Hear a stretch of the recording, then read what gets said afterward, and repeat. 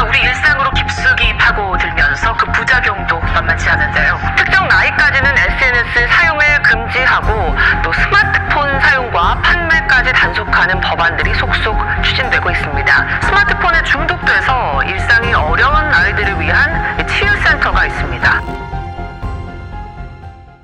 여기 하나의 실험이 있습니다. 연구진은 SNS를 자주 이용하는 이들의 사회적 정체성 애착도를 측정했습니다. 사회적 정체성 애착도가 무엇이냐? 내가 어떤 집단에서 얼만큼 눈치를 보느냐를 수치로 표현한 데이터입니다. 그리고 해당 실험 결과에서 SNS를 자주 이용하는 이들은 0.7 이상의 수치를 기록했습니다. 0.7 정도의 수치는 심리학 연구 분야에서 상관관계가 매우 강하다 라고 판단하는 수준의 수치이죠. 그리고 해당 연구 결과에 대한 AVE 수치, 곧 평균 분산 추출 지수는 0.5 이상. 이 같은 수치는 통상적으로 해당 연구의 데이터가 신뢰할 만하다 라는 의미를 담고 있습니다. 즉, SNS 사용자는 자신을 정의함에 있어 스스로의 기준이 아니라 남이 보기에 괜찮은 나를 그 기준으로 설정할 확률이 더 높다는 겁니다.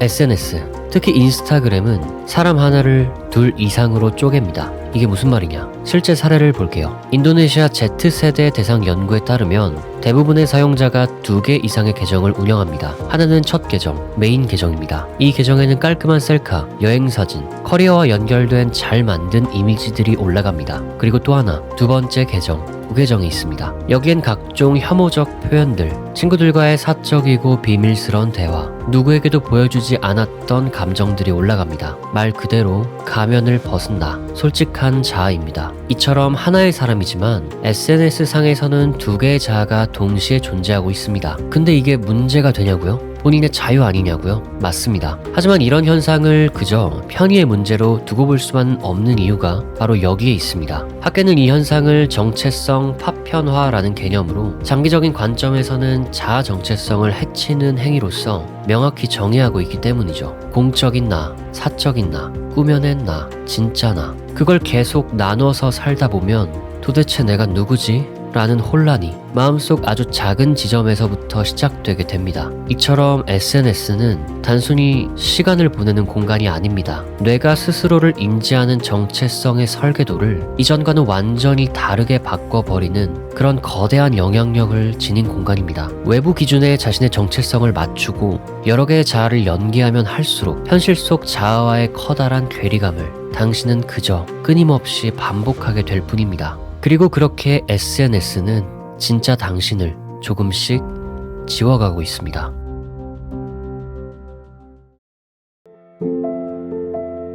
센과 치히로의 세계에서 이름이란 상당히 중요한 개념으로 묘사됩니다. 이름을 빼앗기면 원래의 기억을 잃어버린다는 설정, 자신의 이름을 소중히 하라는, 이름을 빼앗겨버리면 자신에게로 돌아갈 수 없다는 주요 등장인물들의 수많은 대사들, 그리고 하야오가 말하고자 했던 이름의 의미는 너무나 당연하게도 누구와도 겹치지 않는 자신만의 이름, 곧 모든 인간이 가진 자신만의 독창성과 고유성이었습니다. 그리고 끝까지 자신의 이름을 잃지 않은 센과 하쿠는 자신의 세계로 돌아갈 수 있었죠.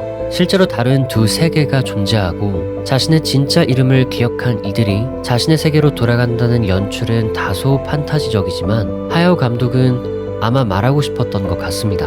세상에 하나뿐인 자신의 이름처럼 온전한 자신만의 인생을 살아가라고. 작금의 대한민국을 생각해봅니다. 오늘날 당신은 어떤가요? SNS는 당신의 인생을 어떻게 바꾸고 있나요? 이렇게 하면 미움받지 않겠다. 이렇게 하면 도태되지 않는 것처럼 보이겠다. 이렇게 하면 적당히 불행하지 않을 인생일 수 있겠다. SNS라는 거대한 늪 속에서 그저 빠지지 않기 위해 발버둥치는 인생. 하지만 그 늪에서 절대로 빠져나오지는 못하는 인생. 당신은 어디에 있나요?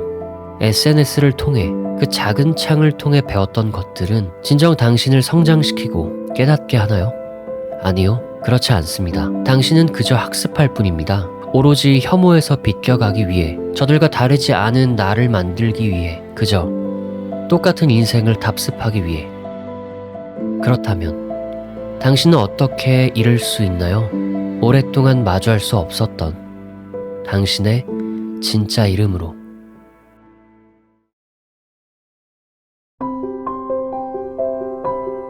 치히로가 센으로서 지낸 온천에서의 모든 날들은 온전한 치히로로 돌아가기 위한 여정이었습니다. 그리고 극중 치히로가 센으로서 겪은 모든 일들을 하야오는 결코 성장으로 묘사하지 않았습니다. 기억하지 못할 어떤 세계의 기억을 통해 내 안에 숨겨져 있는 방대한 잠재력을 깨닫게 하는 그런 연출적인 장치로서 센의 이야기를 그려냈죠. 今平井さんが13ですけど、その会のガールフレンドが私には何人かおりまして、ね、その子たちに見せたいと思って、その子たちに喜んでもらえたらおじさんの勝ちっていう感じで作ってるんです。今までこうあってほしいっていうふうにして作ってきましたけど、そういう主人公と違ってですね、こうなんだよなっていう女の子なんです。世間に出ていくっていう、出て行って自分の中に眠ってた力が湧いてくるっていう映画を作ろうっていうふうに思いました。それは何度も喋ってますけど、若い友人たちがですね、そういうふうに生きてほしいという願いと、多分そういう願いを自分たちが持ってるのを気がつきもしないかもしれないけど持ってるなと思ってるから。 하지만 그럼에도 간과하지 말아야 할 것은 센이 엄마 아빠를 구하기 위해 자신의 세계로 돌아가기 위해 오물신을 있는 힘껏 씻기지 않았다면, 가오나 씨를 위로하지 않았다면, 하쿠를 구하기 위해 제니바에게 가지 않았다면, 센이 이 모든 과정을 그저 회피하기에 급급했다면 자신의 진짜 이름을 찾을 수 없었을 겁니다. 자신의 세계로 돌아갈 수 없었을 겁니다. 온전한 자신에게 이르는 길은 SNS 세상 속에 있지 않습니다. 그 수많은 하트 속에 있지 않습니다. 그 잘나고 잘난 저들에게 있지 않습니다. 그 허황되고 음침한 세계 속에 있지 않습니다. 바로 이곳, 당신 앞에 놓인 현실의 당신이 오롯이 부딪혀야 할 그 어떠한 세계 속에 있습니다. 수없는 절망 속에 내가 있습니다. 끊임없는 도전 속에 내가 있습니다. 대가 없는 사랑 속에 내가 있습니다. 아름답던 꿈 속에 내가 있습니다. 당신은 지금 어떤 세계에 있나요? 그렇다면 당신의 진짜 이름은 무엇인가요?